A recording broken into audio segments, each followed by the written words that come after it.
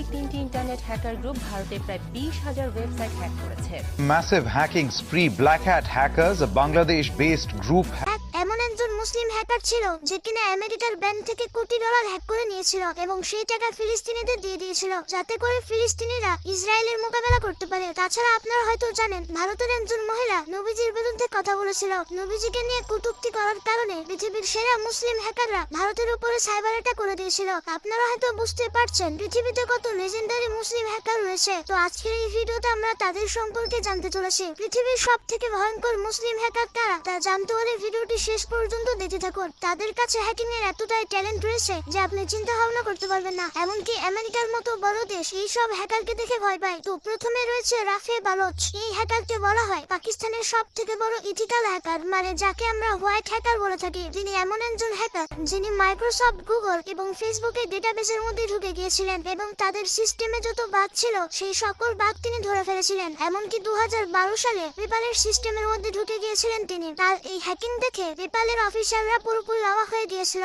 এবং পেপ্যালের সিস্টেমের মধ্যে যত বাগ ছিল সব বাগ তিনি আইডেন্টিফাই করে ফেলেছিলেন। এর জন্য পেপ্যাল থেকে $10,000 দিয়েছিল। এর পাশাপাশি পেপ্যাল থেকে অফার করেছিল পেপ্যালের সাইবার সিকিউরিটি টিমে যোগ দেওয়ার জন্য। পৃথিবীতে যত বড় হোয়াইট হ্যাকার রয়েছে তাদের মধ্যে অন্যতম হচ্ছে এই পাকিস্তানি হ্যাকার। ইসরায়েলের মতো দেশ এই হ্যাকারকে তাদের লিস্টে টপ পজিশনে রেখেছে। এমনকি আমেরিকার মতো দেশ পৃথিবীর সেরা 15 জন হ্যাকারদের মধ্যে এই ব্যক্তিকে অন্যতম স্থানে রেখেছে। কয়েক মাস আগে ইন্ডিয়ার একজন পলিটিশিয়ান মুসলিমদের প্রাণ নবীজিকে নিয়ে কটূক্তি করেছিল। এর কিছুদিন পর ওই নিউজটি ইন্ডিয়ার একটি টিভি চ্যানেলে প্রচার হচ্ছিল, কিন্তু তখনই কয়েকজন মুসলিম হ্যাকার ওই টিভি চ্যানেলকে হ্যাক করে ফেলে এবং সেই হ্যাকাররা ছিল পাকিস্তানি হ্যাকার। টিভি চ্যানেলে তখন পাকিস্তানের পতাকা দেখা যাচ্ছিল এবং ওই টিভি চ্যানেলে লেখা উঠেছিল রেসপেক্ট দ্য হলি প্রফেট হযরত মুহাম্মদ সাল্লাল্লাহু আলাইহি ওয়াসাল্লাম। ইন্ডিয়ার এই চ্যানেলটিকে ওই হ্যাকাররা 7 মিনিট ধরে হ্যাক করে রেখেছিল। বিভিন্ন সোশ্যাল মিডিয়া রিপোর্ট অনুযায়ী পাকিস্তানি হ্যাকার রাফে বালোচ এই টিভি চ্যানেলটি হ্যাক করেছিল। তবে এই বিষয়টি রাফেকে জিজ্ঞেস করা হলে তিনি সরাসরি না বলে দেন। তিনি বলেন এই কর্মকাণ্ডে তার কোনো হাত নেই। তবে বেশিরভাগ মানুষই ধারণা করে থাকে এই হ্যাকিংটি রাফে বালোচই করেছে। তো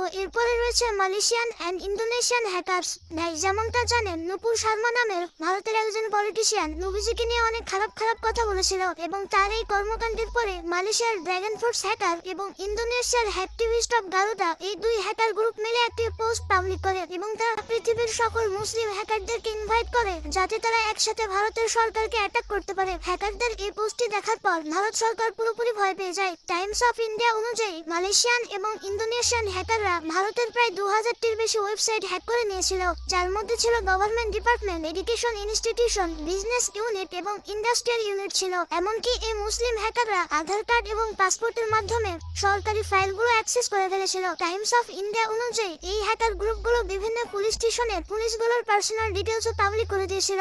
এমনকি পুলিশের অফিসিয়াল ওয়েবসাইটও হ্যাক করে ফেলেছিল। শুধুমাত্র নূপুর শর্মার কারণে ইন্ডিয়ার সাইবার ক্রাইম ডিপার্টমেন্ট পুরোপুরি হুমকির মুখে ছিল। পরবর্তীতে ভারত সরকার ওই দুই দেশের সরকারের সাথে যোগাযোগ করে এবং ওই দুই দেশের অফিসিয়ালকে রিকোয়েস্ট করে তারা এই হ্যাকারদের অ্যাক্সেস নেয় এবং তারা যে বাগ ছড়িয়েছিল সেগুলো রিকভার করার চেষ্টা করে। এক্সপার্টরা বলে থাকে এই হ্যাকাররা একটি কোড ইনজেকশন সিস্টেম ব্যবহার করেছিল, এতে করে তারা ওয়েবসাইটের মধ্যে ঢুকে ওয়েবসাইটগুলো ড্যামেজ করতে পেরেছিল। তো যাই হোক, এই সকল মুসলিম হ্যাকারদের উদ্দেশ্য ছিল তারা কোনোভাবে নবীজির কটূক্তি সহ্য করবে না। আর এই মেসেজটি ভারত সরকারের কাছে পৌঁছে দিয়েছে তারা। 2023 সালে অস্ট্রেলিয়ার মেলবোর্ন শহরে একটি ফ্যাশন শো চলছিল এবং এই ফ্যাশন শোতে একটি অস্ট্রেলিয়ান কোম্পানি এমন একটি পোশাক তৈরি করে যেখানে আল্লাহর নাম এবং আরবিতে অনেক কিছু লেখা ছিল এবং এর মাধ্যমে তারা ইসলামকে অপমান করতে চেয়েছিল। যখনই এই ভিডিও সোশ্যাল মিডিয়াতে ভাইরাল হয়ে যায় তখন মুসলমানরা এই পোশাকে অনেক ক্রিটিসাইজ করতে থাকে। পরবর্তীতে পৃথিবী বিখ্যাত মুসলিম হ্যাকার গ্রুপ অস্ট্রেলিয়ান সরকারের ওয়েবসাইটগুলোর উপরে অ্যাটাক করে এবং তারা অস্ট্রেলিয়ান সরকারের 70টির বেশি ওয়েবসাইট হ্যাক করে ফেলে। এর মধ্যে পুলিশের ওয়েবসাইট, এডুকেশন ওয়েবসাইট, এমনকি ব্যাংকের ওয়েবসাইটও ছিল।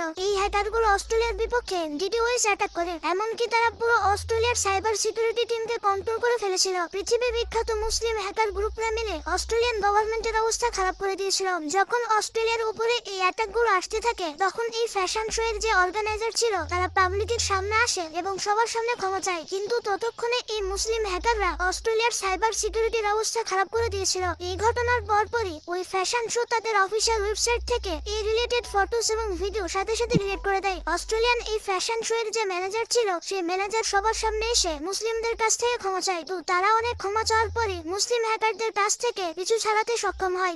2017 সালে ইন্ডিয়ার ঝাড়খণ্ডে মুসলমানদের প্রতি অনেক অত্যাচার করা হচ্ছিল। সেখানে যে মুসলমানরা বসবাস করছিল তাদেরকে ধর্মের নামে অনেক অত্যাচার করা হচ্ছিল, এমনকি সেখানকার লোকাল গুন্ডারা বেশ কয়েকজন মুসলমানকে মেরেও ফেলেছিল। যখন এই কর্মকাণ্ডগুলো বেড়ে যাচ্ছিল, তখন একজন মুসলমান হ্যাকার ঝাড়খণ্ড হিউম্যান রাইটস এর ওয়েবসাইট হ্যাক করে নিয়েছিল। এটি ইন্ডিয়ার একটি সরকারি ওয়েবসাইট ছিল। মিস্টার হিডেন নামের একজন মুসলিম হ্যাকার এই সম্পূর্ণ ওয়েবসাইট হ্যাক করে নেয় এবং সেই ওয়েবসাইটের যে কন্টেক্ট ছিল সেটি সে পরিবর্তন করে ফেলে এবং সেই হ্যাকার ওই ওয়েবসাইটে লিখতে শুরু করেছিল। ওই হ্যাকার লিখেছিল যে stop killing innocent Muslim, stop killing beef eaters, stop torturing Muslim womens. এছাড়াও ওই হ্যাকার আরো অনেক কিছু লিখেছিল। এই মেসেজটি দেখার পর ইন্ডিয়ার সাইবার ক্রাইম ডিপার্টমেন্ট পুরোপুরি অবাক হয়ে গিয়েছিল। এর পাশাপাশি ওই হ্যাকার আরো লিখেছিল এটি ইন্ডিয়ান গভর্নমেন্টের জন্য একটি ওয়ার্নিং এবং সে বলেছিল আমি কোনো ডিস্ট্রয়ার নয় এবং ইন্ডিয়ার কোনো সিস্টেমই আমার কাছ থেকে সেফ নয়। আসলে ওই হ্যাকার ইন্ডিয়ার গভর্নমেন্টকে একটি ওয়ার্নিং দিয়েছিল। পরবর্তীতে ইন্ডিয়ার যে হ্যাকিং স্পেশালিস্ট ছিল তারা বলেছিল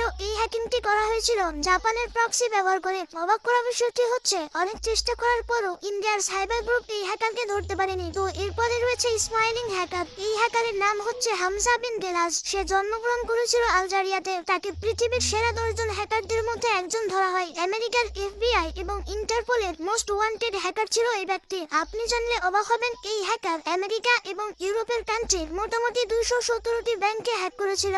এইসব ব্যাংক থেকে হ্যাকারটি $1 বিলিয়ন বা 10,000 কোটি টাকা সরিয়ে ফেলেছিল। আসলে এই ব্যক্তি একটি কম্পিউটার ভাইরাস তৈরি করেছিল এবং FBI রিপোর্ট অনুযায়ী এই কম্পিউটার ভাইরাস পুরো পৃথিবীর 60 লক্ষ কম্পিউটারকে ড্যামেজ করেছিল। মজার ব্যাপারটি হচ্ছে আমেরিকার সাইবার ক্রাইম ডিপার্টমেন্ট এই হ্যাকারকে 5 বছর ধরে খুঁজেছিল। 5 বছর খোঁজার পরও এই হ্যাকারকে তারা ধরতে পারেনি। আপনি জানলে অবাক হবেন এই হ্যাকার আমেরিকার ব্যাংক থেকে এত টাকা বের করেছিল যাতে সে ফিলিস্তিনের মুসলিমদের এবং আফ্রিকার মুসলিমদেরকে সাহায্য করতে পারে। এই হ্যাকার আমেরিকার ব্যাংক থেকে টাকা চুরি করত এবং আফ্রিকা আর ফিলিস্তিনের এনজিওর অ্যাকাউন্টে ট্রান্সফার করত। আমেরিকার রিপোর্ট অনুযায়ী এই হ্যাকার ফিলিস্তিনকে $280 মিলিয়ন দিয়েছিল। পরবর্তীতে 2013 সালে আমেরিকার পুলিশ থাইল্যান্ডের পুলিশের সাথে এই হ্যাকারকে গ্রেফতার করে। যখন তাকে অ্যারেস্ট করা হয়েছিল তখন সে নিজে থেকে আত্মসমর্পণ করেছিল এবং তার মুখে সবসময় একটি হাসি ছিল। তার এই রহস্যময়ী হাসার কারণে তাকে স্মাইলিং হ্যাকার নামে সবাই চেনে। তার এই হ্যাকিং অপরাধের জন্য তাকে 15 বছরের জেল দেওয়া হয় এবং বর্তমানে এই হ্যাকার আমেরিকার জেলে রয়েছে। গাইজ, আপনারা জানলে বিশ্বাস করতে চাইবেন না, বাংলাদেশের হ্যাকারদের সবথেকে ভয়ঙ্কর হ্যাকার বলা হয়। পুরো পৃথিবীর 918টি হ্যাকার গ্রুপের মধ্যে সবার শীর্ষে রয়েছে বাংলাদেশ হ্যাকার গ্রুপ। বাংলাদেশের এই হ্যাকার গ্রুপকে বলা হয় গ্রে হ্যাট হ্যাকার। এমনকি বিভিন্ন রিপোর্টে বলা হয়েছে পৃথিবীর সেরা 50টি হ্যাকার গ্রুপের মধ্যে বাংলাদেশের এই গ্রুপটি রয়েছে 32 নম্বরে। বিশ্বে হ্যাকিং এর দিক থেকে অন্যান্য দেশের কাছে বাংলাদেশের সম্মানটা একটু বেশি। আর আপনি এই বিষয়ে একটু রিসার্চ করলে বুঝতে পারবেন। এর মধ্যে কয়েকটি হ্যাকার গ্রুপের নাম হচ্ছে বাংলাদেশ সাইবার আর্মি এবং সাইবার 71। এছাড়া বাংলাদেশের সব থেকে ভয়ঙ্কর হ্যাকার গ্রুপ বলা হয় টাইগার মেটকে। বাংলাদেশের এই হ্যাকারদের সম্পর্কে কারা কারা জানতেন তা কমেন্ট বক্সে জানাবেন এবং মুসলিম হ্যাকারদের সম্পর্কে আপনার জেনে কেমন লাগছে সেটাও কমেন্ট বক্সে জানাতে ভুলবেন না। এরকমই ইন্টারেস্টিং সব ভিডিও পেতে আমাদের চ্যানেলটি সাবস্ক্রাইব করে পাশে থাকা বেল আইকনটি ক্লিক করে দিন। ভিডিওটি ভালো লাগলে বন্ধুদের সাথে শেয়ার করতে পারেন। ভালো থাকবেন, সুস্থ থাকবেন, আল্লাহ হাফেজ।